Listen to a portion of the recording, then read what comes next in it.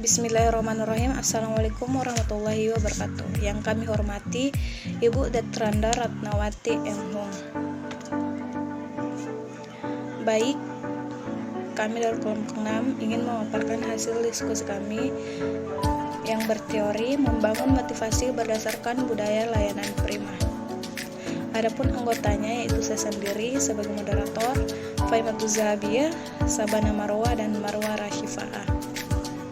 Adapun topik pembahasan dari materi kami yaitu yang pertama, pengertian motivasi budaya pelayanan prima, yang kedua, metode dan tujuan motivasi dalam pelayanan prima, yang ketiga, prinsip-prinsip dalam motivasi kerja.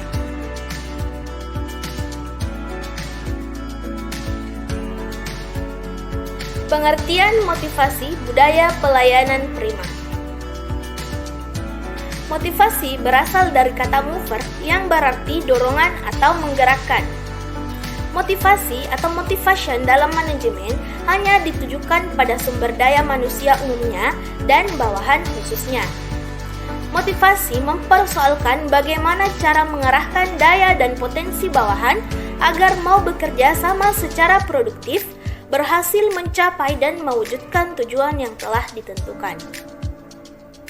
Adapun menurut Maritot Tua Effendi Haryanja, motivasi adalah faktor-faktor yang mengarahkan dan mendorong perilaku atau keinginan seseorang. Selanjutnya, budaya. Budaya adalah suatu cara hidup yang berkembang dan dimiliki bersama oleh sebuah kelompok orang dan diwariskan dari generasi ke generasi. Budaya dibentuk dari kumpulan sikap setiap karyawan dan manajemen dari suatu organisasi atau institusi. Bila setiap orang yang bekerja di suatu institusi mengutamakan kepuasan publik tanpa mengabaikan citra institusi yang bersangkutan, maka secara kolektif akan tampil sebuah lembaga dengan budaya yang mengutamakan kepuasan publik, dan institusi tersebut akan maju karenanya. Selanjutnya, pelayanan.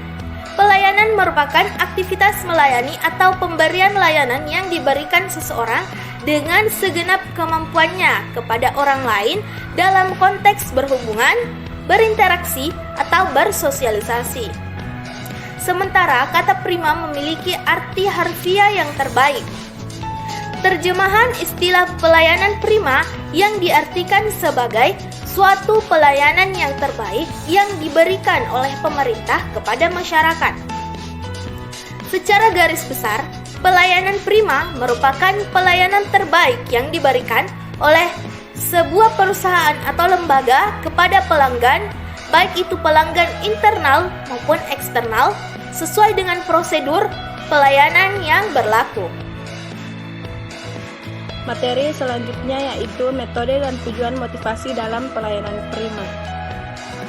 Melayu SP Hasibuan 2005-149 mengatakan bahwa ada dua metode motivasi, yaitu satu, motivasi langsung atau direct motivation.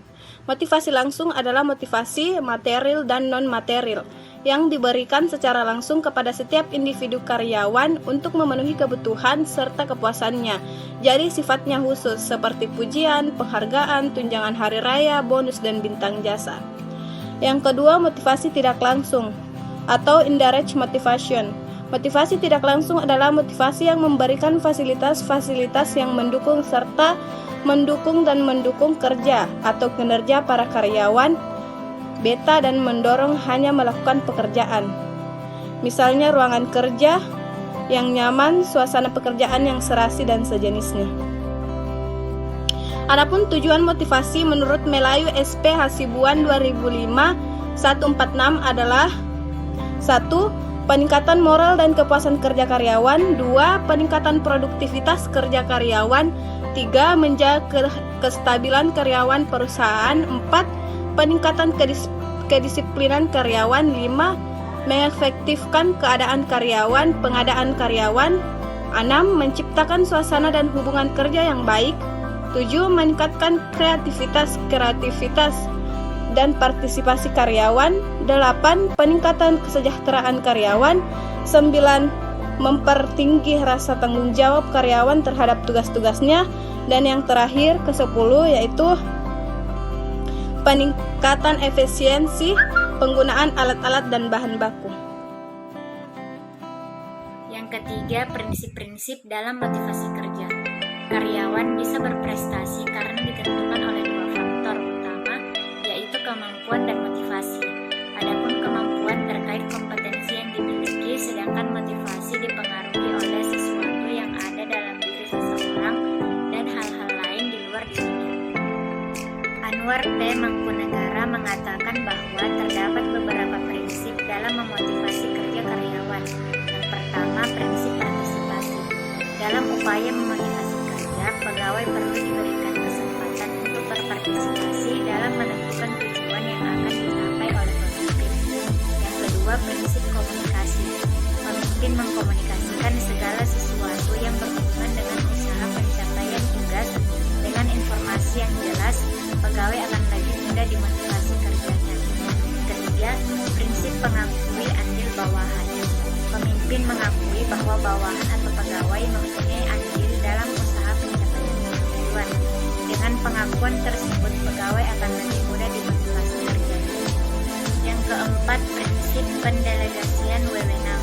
Pemimpin yang diberikan otoritas atau wewenang kepada pegawai bawahan untuk sewaktu-waktu dapat mengambil keputusan terhadap pekerjaan yang dilakukannya akan membuat pegawai yang bersangkutan menjadi termotivasi untuk mencapai tujuan yang diharapkan oleh pemimpin. Yang kelima, prinsip memberi perhatian. Pemimpin memberikan perhatian terhadap apa yang diinginkan pegawai bawahan akan memotivasi pegawai bekerja apa yang diharapkan oleh pemimpin.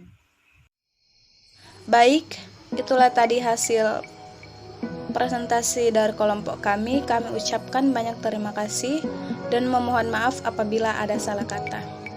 Wabillahi taufiq wal hidayah. Waalaikumsalam warahmatullahi wabarakatuh.